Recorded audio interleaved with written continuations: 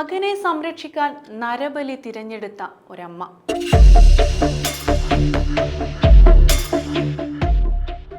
ബേസിനിൽ ഉണ്ടായിരുന്ന രക്തം കട്ട പിടിക്കുന്നതിനായി ഞാൻ കാത്തിരുന്നു. അത് ഉണക്കി പഞ്ചസാരയും ചോക്ലേറ്റും ചേർത്ത് നല്ല ക്രഞ്ച് ടീ കേക്കുകൾ ഉണ്ടാക്കി എന്നെ സന്ദർശിക്കാൻ വന്നവർക്ക് ഞാനത് വിളമ്പി. ഞാനും കഴിച്ചു. താൻ ചെയ്ത നിഷ്ഠൂരമായ കൊലപാതകങ്ങളെക്കുറിച്ച് ഒരു ഭാവവ്യത്യാസവുമില്ലാതെ അവർ പോലീസിനോട് പറഞ്ഞ വാക്കുകളാണിവ. 17 തവണ ആ സ്ത്രീ ഗർഭം ധരിച്ചു. എന്നാൽ 4 കുഞ്ഞുങ്ങളെ മാത്രമാണ് അവർക്ക് ജീവനോടെ ലഭിച്ചത്. ഈ കുഞ്ഞുങ്ങളെ സംരക്ഷിക്കാനായി ഏതറ്റം വരെയും പോകാമെന്ന ചിന്തയായിരുന്നു അവർക്ക്. കൂട്ടിന് അന്ധവിശ്വാസവും.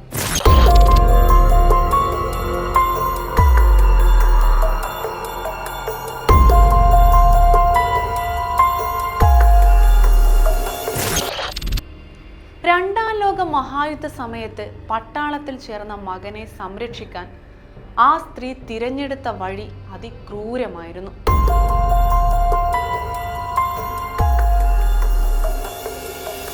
മൂന്ന് സ്ത്രീകളെ കൊന്ന് അവരുടെ ശരീരഭാഗങ്ങൾ ഉപയോഗിച്ച് സോപ്പ് നിർമ്മിച്ചു. മകനെ സംരക്ഷിക്കാനുള്ള തീരുമാനത്തിൽ നരബലി തിരഞ്ഞെടുത്ത ഒരമ്മ, ലിയോനാർഡ ചൻചൂലി.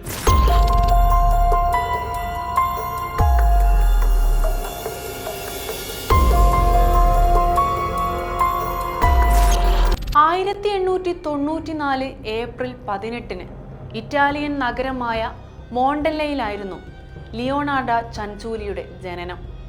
ജനിച്ച നാൾ മുതൽ പിന്നീട് അങ്ങോട്ടുള്ള ലിയോനാർഡയുടെ ജീവിതം സംഘർഷഭരിതമായിരുന്നു. പ്രായപൂർത്തിയാകുന്നതിന് മുൻപ് 2 തവണയാണ് അവർ ആത്മഹത്യക്ക് ശ്രമിച്ചത്. 1917 ക്ലർക്കായിരുന്ന റാഫേൽ പൽസാർഡിയെ വിവാഹം ചെയ്യാൻ ലിയോനാർഡ തീരുമാനിച്ചു. എന്നാൽ ഇക്കാര്യത്തിൽ അവരുടെ അമ്മ അസംതൃപ്തി പ്രകടിപ്പിച്ചു. ഇരുവരുടെയും വിവാഹം അംഗീകരിക്കാത്ത ലിയോനാർഡയുടെ അമ്മ ഇവരെ ശപിച്ചതോടെയാണ് ജീവിതം മാറിമറിഞ്ഞത്. ഈ ശാപം തങ്ങളുടെ മുന്നോട്ടുള്ള ജീവിതത്തെ ബാധിക്കുമെന്നും വേട്ടയാടുമെന്നും ലിയോനാർഡ വിശ്വസിച്ചു. 1930 ഇർപീനിയ ഭൂകമ്പത്തിൽ വീട് നഷ്ടപ്പെട്ട അനേകായിരം ഇറ്റലിക്കാരിൽ ഒരാളാണ് ലിയോനാർഡയും. നിരന്തരമായ നഷ്ടങ്ങൾ ലിയോനാർഡയെ വല്ലാതെ ബാധിച്ചു. ഇതിനിടയിൽ പലപ്പോഴായി തനിക്ക് സംഭവിച്ച ഗർഭഛിദ്രങ്ങൾ അവരെ വീണ്ടും തളർത്തി. തൻ്റെ ജീവിതത്തിൽ ഉണ്ടായ നഷ്ടങ്ങളുടെ കാരണം തേടി ലിയോനാർഡ എത്തിയത് ഒരു ജ്യോത്സ്യന്റെ അടുത്തായിരുന്നു. യാത്രികയായ റൊമാനിയൻ വനിത അന്ന് ലിയോനാർഡയോട് പറഞ്ഞത് 2 കാര്യങ്ങളായിരുന്നു. ഞാൻ നിങ്ങളുടെ വലത് കൈയിൽ ജയിൽ കാണുന്നു, ഇടത് കൈയിൽ ഭ്രാന്താലയവും. അങ്ങനെ അമ്മയുടെ ശാപവും ജ്യോത്സ്യന്റെ പ്രവചനവും ലിയോനാർഡയെ നയിച്ചത് കടുത്ത അന്ധവിശ്വാസത്തിലേക്കായിരുന്നു. രണ്ടാം ലോക മഹായുദ്ധം ആരംഭിച്ചപ്പോൾ അവരുടെ മൂത്ത മകൻ ജോസഫ് സൈന്യത്തിൽ ചേരാനുള്ള തൻ്റെ ആഗ്രഹം പ്രകടിപ്പിച്ചു. അസ്ഥിരമായിരുന്ന ലിയോനാർഡയുടെ മനസ്സ് പൂർണ്ണമായും നഷ്ടപ്പെട്ട വെളിപ്പെടുത്തലായിരുന്നു അത്. തൻ്റെ ഏറ്റവും പ്രിയപ്പെട്ട കുട്ടിയെ സൈന്യത്തിന് വിട്ടുകൊടുത്ത് അവൻ്റെ ജീവൻ അപകടത്തിലാക്കുന്നത് കാണാൻ ലിയോനാർഡയ്ക്കാവില്ലായിരുന്നു. എന്തു വില നൽകിയും മകനെ സംരക്ഷിക്കണമെന്ന് അവർ തീരുമാനിച്ചു. തൻ്റെ മക്കൾ സുരക്ഷിതരാകണം, ജോസഫ് തിരികെ മടങ്ങി വരണം. ഇതിനായി അവർക്ക് ബോധ്യപ്പെട്ട വഴി നരബലി അർപ്പിക്കുക എന്നതായിരുന്നു. ഇറ്റലിയിൽ അക്കാലത്ത് പ്രബലമായിരുന്ന റോമൻ കത്തോലിക്ക വിഭാഗം നരബലിയെ നിശിതമായി വിലക്കിയിരുന്നു.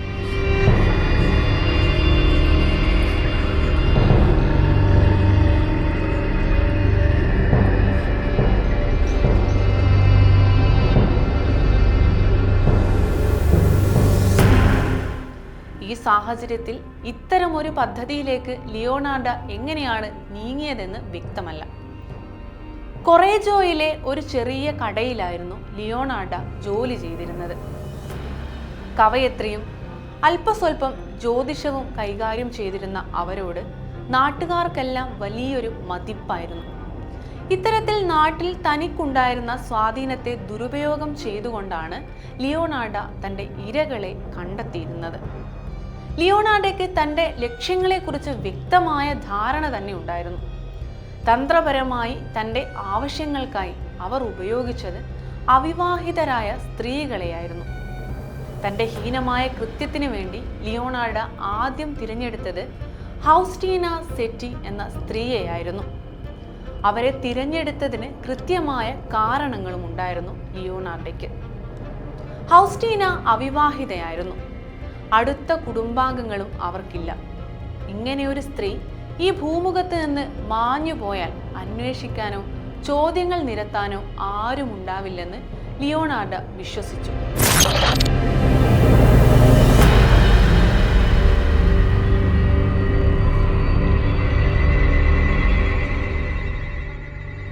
ഫൗസ്റ്റീനയ്ക്കായി താനൊരു ഭർത്താവിനെ കണ്ടെത്തിയെന്ന് പറഞ്ഞായിരുന്നു ലിയോണാർഡോ അവരെ കബളിപ്പിച്ചത്. ഇയാൾ പോള എന്ന നഗരത്തിലാണെന്നും ആരോടും പറയാതെ ഇവിടെ നിന്ന് രക്ഷപ്പെടണമെന്നും ആ സാധു സ്ത്രീയെ ലിയോണാർഡോ പറഞ്ഞു വിശ്വസിപ്പിച്ചു. കൂടാതെ താൻ പോയതായും പോളയിലെത്തിയതായി കത്തുകൾ എഴുതാനും അവർ ഫൗസ്റ്റീനയെ പ്രേരിപ്പിച്ചു. പോളയിലേക്കുള്ള യാത്ര ആരംഭിക്കുന്നതിന് മുൻപ് ലിയോണാർഡോയെ സന്ദർശിച്ച് ഫൗസ്റ്റീന മുഴുവൻ ജീവിത സമ്പാദ്യങ്ങളും കൈമാറി.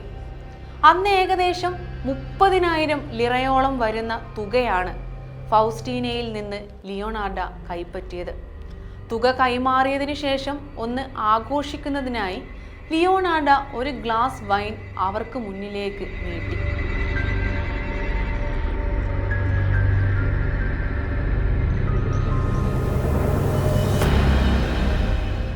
വൈനിൽ മയക്കുമരുന്ന് ചേർത്തതറിയാതെ അവർ അത് കുടിക്കുകയും ചെയ്തു. ഇതോടെ ബോധം നഷ്ടപ്പെട്ട് നിലത്തു വീണു. പിന്നീട് അന്നേ ദിവസം ആ മുറിയിൽ സംഭവിച്ചത് അന്നോളം കേട്ടുകേൾവി പോലും ഇല്ലാത്ത വിധം ക്രൂരമായ അതിക്രമമായിരുന്നു. കോടാലി കൊണ്ട് ആ സ്ത്രീയെ വെട്ടി നുറുക്കിയ ലിയോണാർഡോ അവരുടെ രക്തം പാത്രത്തിൽ ശേഖരിച്ചു തണുപ്പിക്കാൻ വെച്ചു. അവർ ശേഖരിച്ച രക്തം തണുപ്പിച്ചതിന് ശേഷം ലിയോണാർഡോ കൃത്യമായ ചേരുവകൾ ചേർത്ത് ടീ കേക്കുകൾ നിർമ്മിച്ചു.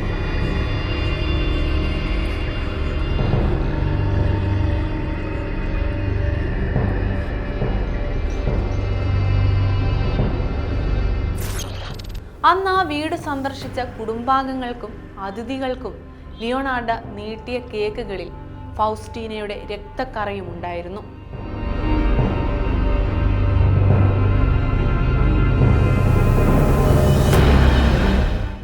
ഒരു നിരപരാധിയെ കൊന്നൊടുക്കിയിട്ടും ലിയോണാർഡോ തൻ്റെ പദ്ധതിയിൽ നിന്ന് പിന്മാറാൻ തയ്യാറായില്ല.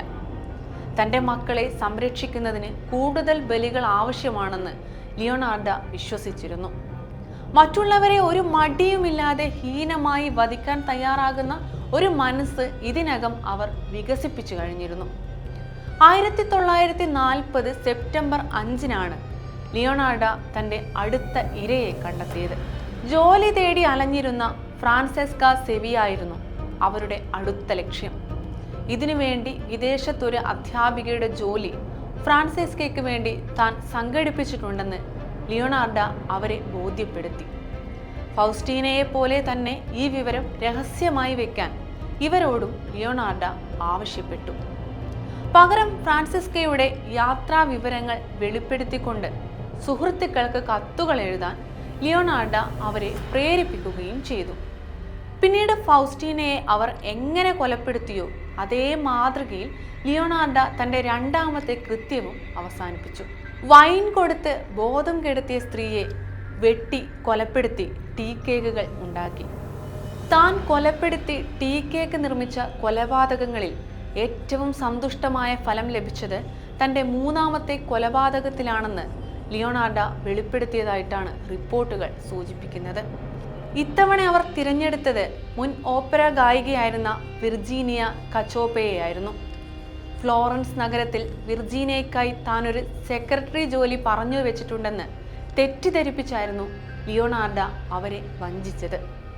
മറ്റു കൊലപാതകങ്ങളിലെ പോലെ വിഷയം ആരോടും പങ്കുവെക്കരുതെന്നും 50,000 ലൈർ പ്രതിഫലമായി നൽകണമെന്നും ആവശ്യപ്പെട്ടു. തുക കൈമാറാൻ വന്നതിനിടെയായിരുന്നു അവർ വിർജീനിയയെ വെട്ടിക്കൊലപ്പെടുത്തുന്നത്. പക്ഷേ ഇത്തവണ മറ്റു കൊലപാതകങ്ങളിൽ നിന്ന് വ്യത്യസ്തമായി മൃതദേഹത്തിലെ മാംസം ലിയോണാർഡ വലിച്ചെറിഞ്ഞില്ല.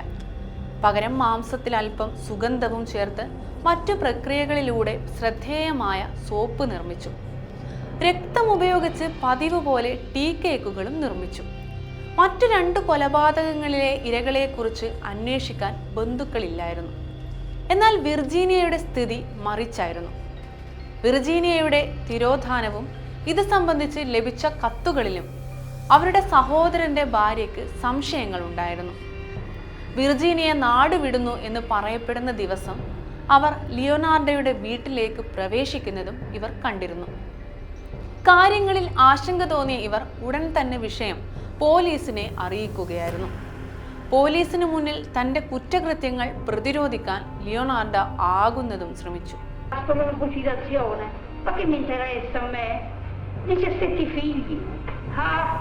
Cari miei, se anche a voi moriranno 13 figli, non solo faresti ciò che ho fatto io. എന്നാൽ ഇത്തരം ശ്രമങ്ങളിലൂടെ പോലീസിന്റെ സംശയം മകൻ ജോസഫിലേക്കാണ് നീങ്ങുന്നതെന്ന് തിരിച്ചറിഞ്ഞ അവർക്ക് കുറ്റം തുറന്നു പറയേണ്ടി വന്നു. ഇതോടെ അന്നാട്ടിൽ അന്നോളം ജനങ്ങൾ ബഹുമാനിച്ചിരുന്ന ലിയോണാർഡ ചഞ്ചൂലി എന്ന വ്യക്തിക്ക് പകരം ഒരു കൊടും കുറ്റവാളിയുടെ മുഖമായിരുന്നു തുറന്നു കാണപ്പെട്ടത്. ദിവസങ്ങൾ മാത്രം നീണ്ടുനിന്ന വിചാരണയിലൂടെ 3 കൊലപാതകങ്ങളിലും ലിയോണാർഡ കുറ്റക്കാരിയാണെന്ന് കോടതി കണ്ടെത്തി. 33 വർഷത്തെ തടവിനായിരുന്നു തൻ്റെ മക്കളെ സംരക്ഷിക്കാനായി ഏറ്റവും ക്രൂരമായ വഴി തിരഞ്ഞെടുത്ത ആ സ്ത്രീയെ കോടതി ശിക്ഷിച്ചത്. മുമ്പ് ലിയോണാർഡോയുടെ ഭാവി പ്രവചിച്ച ആ റൊമാനിയൻ സ്ത്രീയുടെ പ്രവചനം കൃത്യമായിരുന്നു. പിന്നീടുള്ള 33 വർഷ കാലയളവിൽ 30 വർഷം ലിയോണാർഡ തൻ്റെ വലത് കൈയിലെ ജയിലും 3 വർഷം തൻ്റെ ഇടത് കൈയിൽ പ്രവചിച്ചിരുന്ന ഭ്രാന്താലയത്തിലുമായി കഴിച്ചുകൂട്ടി. 1970 ഒക്ടോബർ 15-ന് തൻ്റെ 70-ാം വയസ്സിൽ സെറിബ്രൽ അപ്പോപ്ലെക്സി എന്ന രോഗം ബാധിച്ച് ലിയോണാർഡ ചഞ്ചൂലി മരണത്തിന് കീഴടങ്ങി. ലോകത്തെ ഞെട്ടിക്കുന്ന വിധത്തിൽ തൻ്റെ കുറ്റകൃത്യങ്ങൾക്കായി അവർ ഉപയോഗിച്ചിരുന്ന സാമഗ്രികൾ ഇന്നും റോമിലെ ക്രിമിനോളജി മ്യൂസിയത്തിൽ സൂക്ഷിച്ചു വെച്ചിട്ടുണ്ട്.